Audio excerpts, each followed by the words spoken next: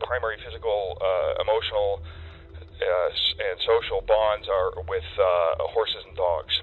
So my family is really mostly composed of dogs and horses. What you just watched isn't a random man talking about the person he loves. No, it's the testimonial of a man who claimed to be in love with a horse. Yes, an actual horse. Of dogs and horses, my life partner, who I've been with for 10 years, is a famous athlete and very successful, has his own fan club, and pays a lot of the bills around the farm actually with his work. He's also got 4 hooves and a tail. He's a show jumping stallion named Capone 1. This man defended having activities with dogs and horses, pimped 4-legged animals to creeps like himself, and actively advocated for the rights to allow humans to have with animals. And all of these have still not even scraped the surface of his depravity.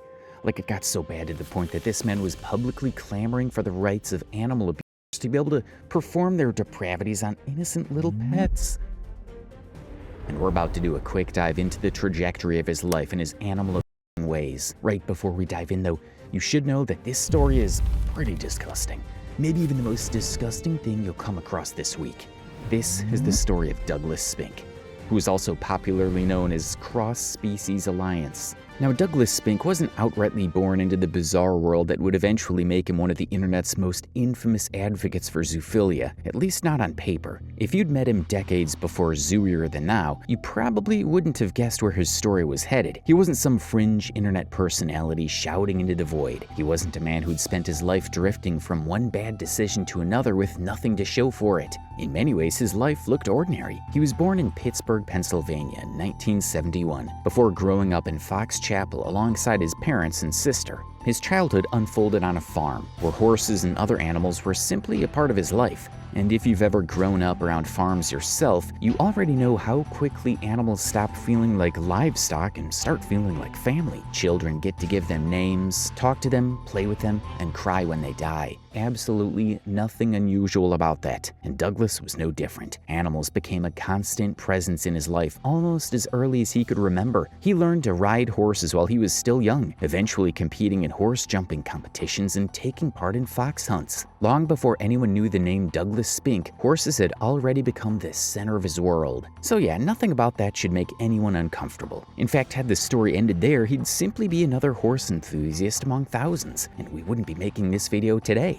You see, unlike the picture many people have of him today, Spink wasn't someone who drifted aimlessly through adulthood. He was intelligent and thoroughly educated. He attended Reed College before earning an MBA from the University of Chicago. Later, he'd pursue doctoral work studying systems science and consciousness. Spink also entered the technology world during a period when internet businesses were taking off, helping found several companies and reportedly making millions along the way. And as of this point, his story would have been quite inspirational. You know, farm boy, business success, financial freedom, and all that. Spink had landed the American dream. But by the early 2000s, his money was disappearing almost as quickly as it had arrived. He had been in a lawsuit with some former employees. He even had to pay about $5.7 million to a certain Kit Kung, among others, in a legal fight. Eventually, the man who had once made millions, even to the point of investing in other companies, had to stand in bankruptcy court, filing for Chapter 7 protection in 2002. And from here on, it was an avalanche for Spink. Spink had had several legal battles amidst a number of events that inspired his leaving the US for Canada to start over. This is when he met Corinne, whom he got close to after she divorced her husband, Mark Super. It was sometime in 2003 when they met. From there, he made friends with Corinne and her husband, so they rented him their barn to stay with his animals.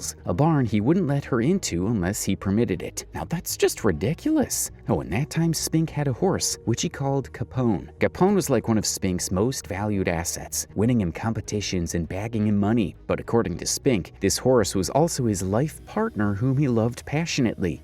I have kind of an unusual lifestyle in that my primary physical, emotional, and social bonds are with horses and dogs. So my family is really mostly composed of dogs and horses. My life partner, who I've been with for 10 years, is a famous athlete and very successful, has his own fan club, and pays a lot of the bills around the farm actually with his work. He's also got 4 hooves and a tail. He's a show-jumping stallion named Capone 1. I always joke about that and say it's actually cool because I can always say that my boyfriend really is hung like a horse. Holly up, wait, that's gotta be a joke, right? Well, we'll definitely revisit it later. For now though, Spink got pretty close to Corinne, even to the point of an engagement. Corinne doesn't quite agree with Spink's narrative that they were engaged, because according to her, she sensed that the man was more attracted to animals than he was to humans. This didn't matter though, because they had a pretty long encounter, so long that Spink had even learned smuggling from Corinne. However, the man would soon make the mistake of deciding to bring his smuggling activities to the same country he had left, the USA. Now, if this wasn't a stupid idea, then I don't know what else can be. And to confirm how stupid an idea it was, in 2005, he got caught trying to smuggle $34 million worth of cocaine into the US through Washington, and bam, he was in jail. Not wanting to leave his poor 4-legged babies all by themselves, Spink made a deal with Corinne that she could have custody of them while he served his time. This also meant that Corinne could have all the prize money that came from Capone's competitions. Yeah, he trusted her that much. Anyways, everything went well until Spink got out of jail for the umpteenth time and tried getting his one true love back from Corinne. The woman refused to let the horse go, and all hell broke loose. Corinne maintained that Capone had to be hers, as she'd helped Spink clear his debts. And on his part, Spink maintained that Corinne didn't own Capone and ever since then kept calling her a horse thief. But here's another weirdly interesting twist to the whole story. Corinne would go on to recount a bestiality charge against Mr. Spink, where she had to confirm to the authorities that a man having sex with animals in a picture was Spink just by the piercing on his genitals.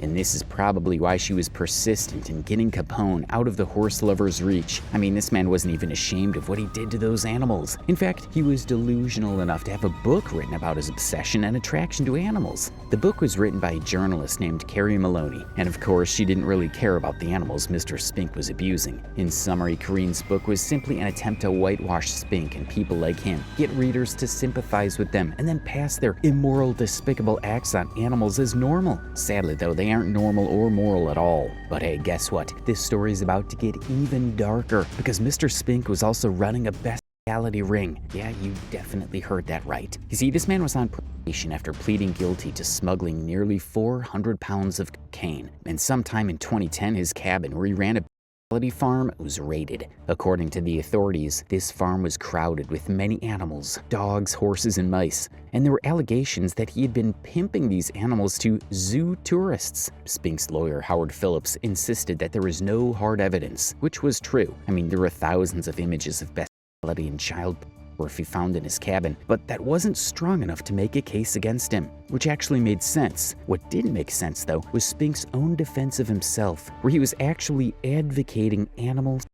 rights. What does that even mean? Anyways, shortly after this raid, which happened to be Spink's first arrest for animal abuse, also getting him banned from having animals at his house, a dog in his neighborhood, which was named Genghis, mysteriously vanished. It probably wasn't him, maybe, but when you already have a history with animals, and a police officer pulls up to your doorstep and finds the collar of a dog hanging on your neck, you can already tell that you aren't escaping easily. Now, while the collar found around Spink's neck wasn't from the missing dog, Genghis was never found till this day. Well, Mr. Spink continued to advocate for the rights of zoophiles and express whatever they wanted with animals, and even drew silly similarities between a consensual adult animal and a consensual adult human. He was just out in the world building so much confidence that he started a podcast with a fellow animal. Now that's not even confidence, it's peak delusion. Oh, and talking about the podcast, let's start with his co-host, Toggle the Rat, and how they even found each other. According to Toggle the Rat, a character who never showed himself without placing a mouse-like avatar over his head and whose voice always sounded mouse-like, he had followed Spink's trail online. He had read Corinne Maloney's book about Spink.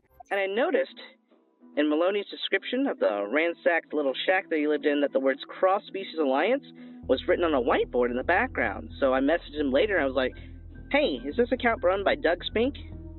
And he was like, yeah, there's a few people that run this account, but it's me typing right now. The two struck up a friendship, and eventually Doug would inquire about starting a podcast. Thus, Zooier Than Thou was born.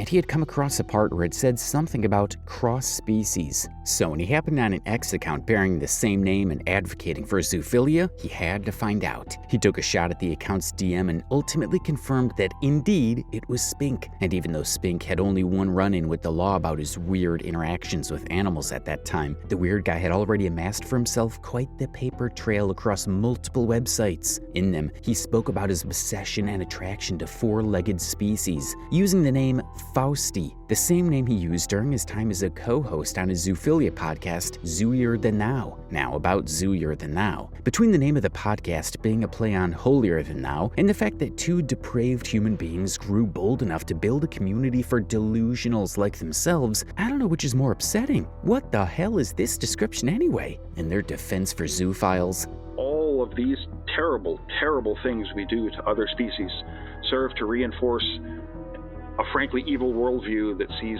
animals as useless, powerless, childish, forever enslaved, quote-unquote, lower beings. Everything about that is just awful. We as zoos directly challenge the assumed separation of humans from everybody else who shares residency on this planet with us. As zoos, we undermine that imaginary distancing by truly and genuinely embracing our non-human colleagues as equals, as friends, as partners. why are they faking animals sending in their dilemmas with their human partners? Dear Zooey, I love my human dearly, and recently we've decided to take that to the next level. But I've discovered he has a very strange fetish for peanut butter, and I simply don't understand. I try to indulge him, but the peanut butter just gets stuck to my gums, and I end up licking my teeth more than I'm licking his junk. And what's worse, by the time I finally finish cleaning it off him, he slathered even more onto his balls. I want to make my human happy, but I don't know how much longer I can stand the taste of peanuts. What should I do? Ah, yes. Peanut butter is a common fetish for humans. Indeed. And even advising the animals on what to do. You hear about it in movies and TV all the time. Well, Nutty, it might seem awkward, but perhaps it's best to sit your human down and have an honest talk about his peanut butter fetish. Often, humans believe that their partners love the taste, and by continuing to indulge him by licking it off, you're accidentally reinforcing this expectation.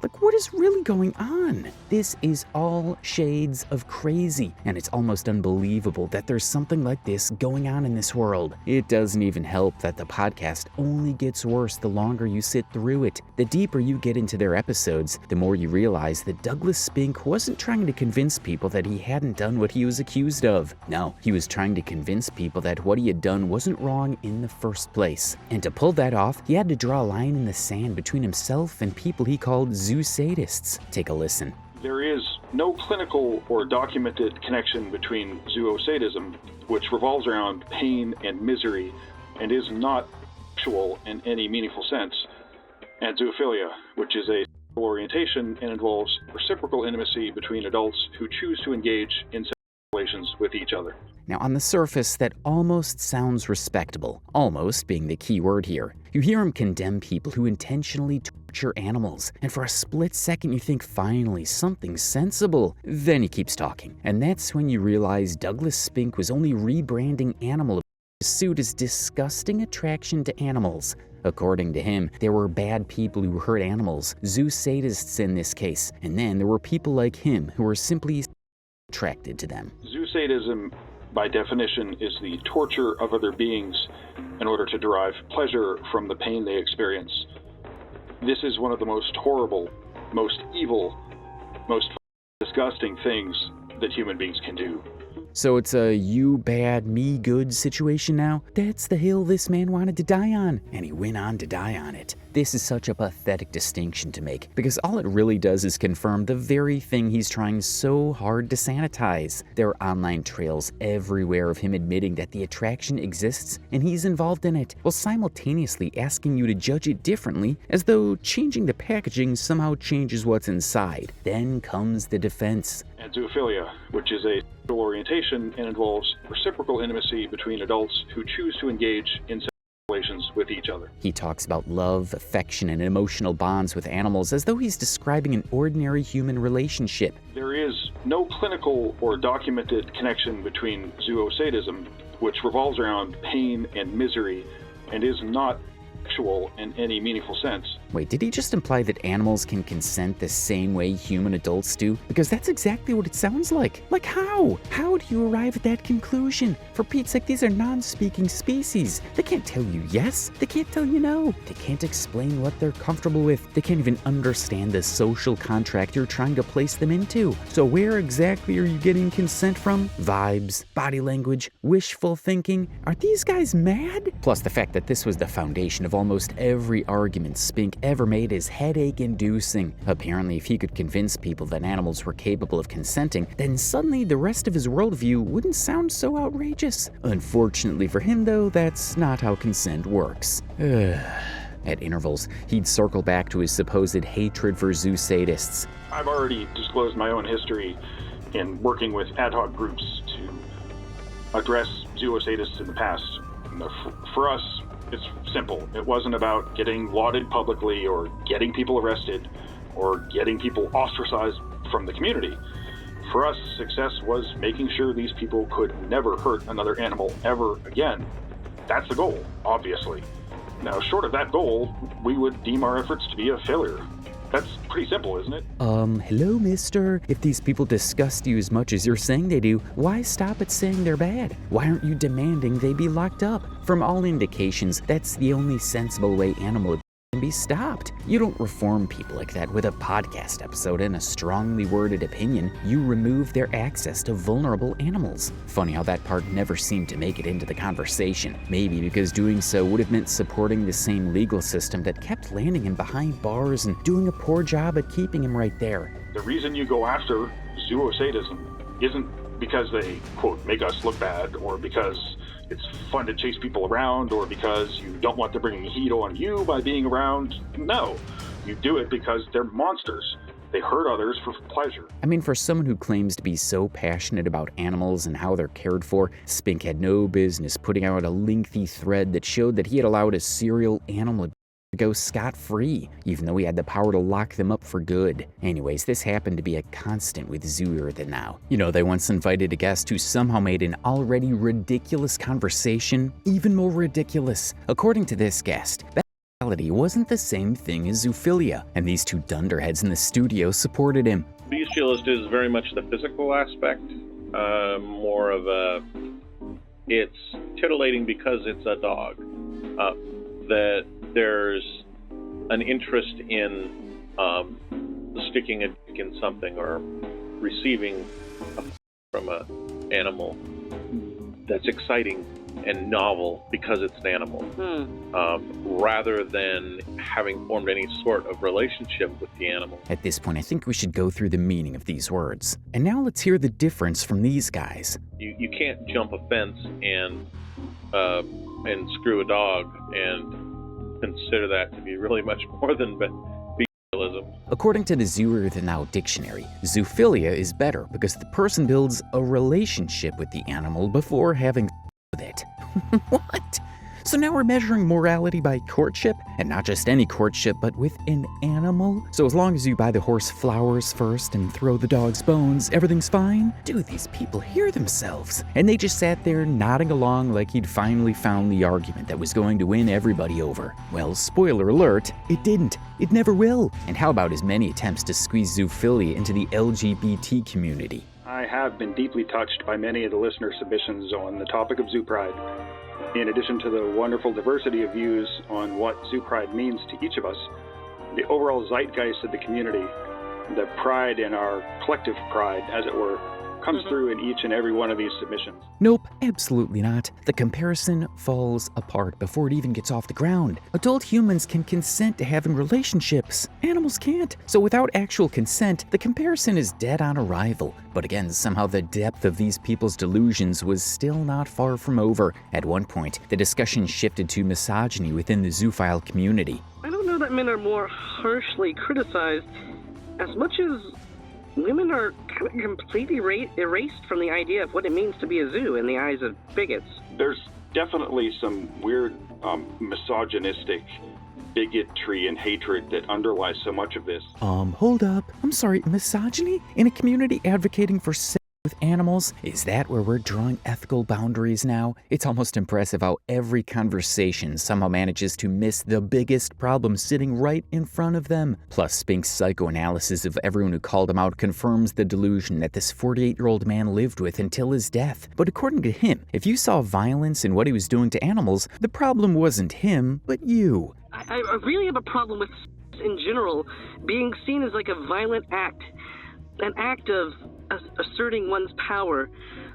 Well, let's note that the people who are making assertions of sex as a violent act, what does that tell us about the people making those assertions? Yeah. Right. And those people then project that disgusting, broken view of intimacy onto us, and it has nothing to do with us. It has to do with them in some weird way making their behavior real and then attacking it in some way, attacking themselves and something, and in the meantime we're sitting here shrugging our shoulders like, what the hell is that about? Apparently you're the violent one for recognizing violence. You're the problem for acknowledging the exploitation. Somehow the man sleeping with animals becomes the emotionally enlightened one, while everybody else needs to examine themselves. Quite an impressive deduction. And to say that the furry community consisted of closeted zoophiles who hadn't admitted to it themselves yet is just absurd and laughable. Furries have always been considered like strawmanned as zoophiles, and that breeds a certain resentment in our community towards zoophiles. Even while, like, you know, I'm just using this loosely, but like half the people in the fandom are zoophiles.